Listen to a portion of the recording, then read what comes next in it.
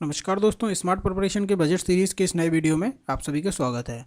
इस वीडियो में हम देखेंगे री इन्विगोरेटिंग द ह्यूमन कैपिटल, यानी कि मानव पूंजी का पुनः शक्तिवर्धन। मानव पूंजी का पुनः शक्तिवर्धन टॉपिक से रिलेटेड जो भी इंपॉर्टेंट पॉइंट्स होंगे वो हम इस वीडियो में कवर करेंगे। तो चलिए देर न करते हुए हम शुरू करते हैं। सबसे फर्स्ट आता है विद्यालयी शिक्षा, यानी कि स्कूल एजुकेशन के लिए बजट में क्या किया गया है। तो देखते हैं 15,000 से अधिक विद्यालयों में गुणवत्ता की दृष्टि से सुधार किया जाएगा ताकि वहां राष्ट्रीय शिक्षा नीति के सभी घटकों का अनुपालन हो सके। वह अपने अपने क्षेत्र में एक उदाहरणपरक विद्यालय के रूप में उभर कर आएंगे और अन्य विद्यालयों को भी सहारा देंगे। यानी कि 15,000 schools to be strengthened by implementing all NEP components shall act as exemplar schools in their regions for mentoring others।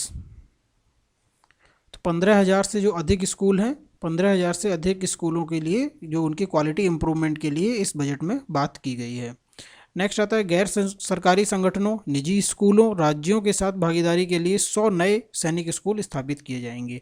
100 नए सैनिक स्कूल स्थापित किए जाएंगे। Important point, 100 new Sainik schools to be set up in partnership with NGOs या private schools या फिर states NGOs या private school की मदद से 100 नए सैनिक स्कूलों को सेटअप किया जाएगा। नेक्स्ट आता है हायर एजुकेशन। ये तो बात हो गई स्कूल एजुकेशन की। अब हायर एजुकेशन में क्या है, भारतीय उच्चतर शिक्षा आयोग गठित करने को लेकर इस वर्ष विधान पेश किया जाएगा। यह एक क्षत्रक निकाय होगा जिसमें निर्धारण, प्रत्यायन, विनियमन और फंडिंग के लिए 4 अलग अलग घटक होंगे। यानी कि legislation to be introduced to set up higher education commission of India.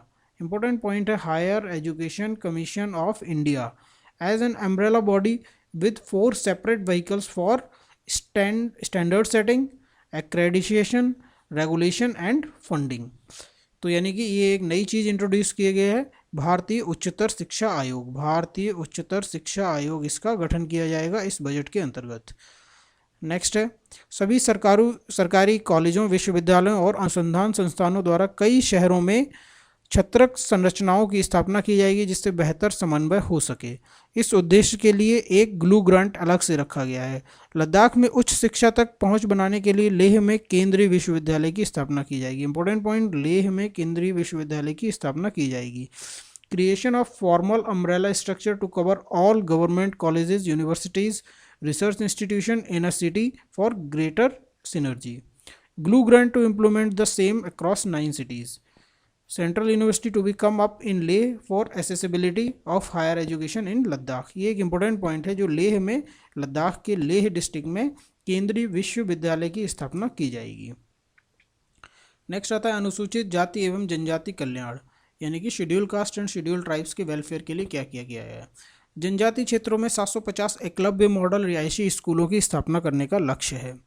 ये एक गवर्नमेंट का बहुत ही महत्वाकांक्षी लक्ष्य है कि 750 एकलव्य मॉडल रिहायशी स्कूल इस्टेब्लिश किए जाएंगे। तो इनमें क्या क्या सुविधाएं होगी। ऐसे स्कूलों की इकाई लागत को बढ़ाकर 38 करोड़ रुपए करना है। पहाड़ी और दुर्गम क्षेत्रों के लिए इसे बढ़ाकर 48 करोड़ रुपए करना है। जनजातीय विद्यार्थियों के लिए अवसंरचना सुविधा को पैदा करने पर ध्यान देना है। यानी कि unit cost of each school to be increased 38 crore. लगभग एक स्कूल को इस्टेब्लिश करने की जो यूनिट कॉस्ट होगी वो लगभग 38 करोड़ होगी। फॉर हिली एंड डिफिकल्ट एरियाज़ के लिए वो 48 करोड़ होगी। और focus on creation the robust infrastructure facilities for tribal students. तो important point, 750 Eklavya model school बनाए जाएंगे जो कि किस किस के लिए काम करेंगे, जनजातीय क्षेत्रों में इस बच्चों को एक अच्छी एजुकेशन सिस्टम प्रोवाइड करने को लेकर। नेक्स्ट आता है अनुसूचित जाति के कल्याण के लिए पोस्ट मैट्रिक छात्रवृत्ति योजना पुनः प्रारंभ की गई। इंपॉर्टेंट पॉइंट फिर से, पोस्ट मैट्रिक छात्रवृत्ति योजना ये क्या है, 2025 से 2026 तक 6 वर्षों के लिए 35,219 करोड़ को केंद्रीय सहायता में वृद्धि की गई है। इसमें 4 करोड़ अनुसूचित जाति के छात्रों को लाभ मिलेगा। अनुसूचित जाति के कल्याण के लिए पोस्ट मैट्रिक छात्रवृत्ति योजना है जिसमें लगभग 4 करोड़ अनुसूचित जाति के छात्रों को लाभ मिलेगा। नेक्स्ट आता है युवाओं के लिए अवसर को बढ़ाने के लिए अप्रेंटिसशिप अधिनियम में सुधार का प्रस्ताव किया गया, यानी कि proposed amendment to apprenticeship act to enhance opportunities for youth. Next आता है अभियांत्रिकी में स्नातकों और डिप्लोमा धारकों की शिक्षा उपरांत अप्रेंटिसशिप प्रशिक्षण की दिशा में मौजूदा राष्ट्रीय अप्रेंटिसशिप प्रशिक्षण योजना के पुनर्सृजन के लिए 3,000 करोड़।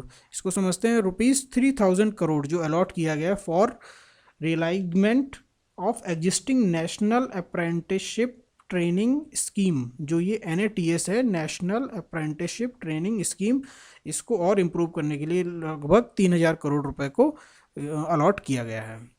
नेक्स्ट आता है कौशल में अन्य देशों के साथ साझेदारी की पहलों को आगे बढ़ाया जाएगा। जिस तरह की साझेदारी इन देशों के साथ की गई है, किन देशों के साथ आगे बताया गया है कि संयुक्त अरब अमीरात के साथ कौशल योग्यता मूल्यांकन, प्रमाणीकरण और प्रमाणिक श्रमिकों की तैनाती। जो UAE के साथ जो ये कोलैबोरेशन किया गया है, जो एक ये मेमोरेंडम ऑफ अंडरस्टैंडिंग साइन किया गया है, उसमें कौशल योग्यता मूल्यांकन, प्रमाणीकरण यानी कि qualifications assessment, skill qualifications assessment, certification and deployment of certified workforce. Next आता है इसमें कि जापान के साथ कौशल विकास जापान के साथ कौशल विकास, तकनीकी और ज्ञान के हस्तांतरण के लिए सहयोगपूर्ण अंतर प्रशिक्षण कार्यक्रम यानी कि TITP जिसको नाम दिया गया है। TITP क्या है? Training inter training programme.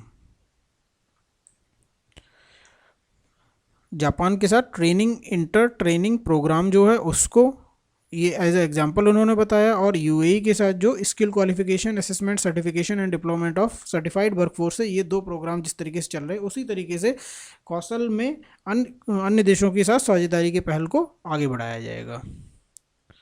तो thank you friends for watching this smart preparation video. Please like, share, subscribe smart preparation channel for more new updated videos. Thank you.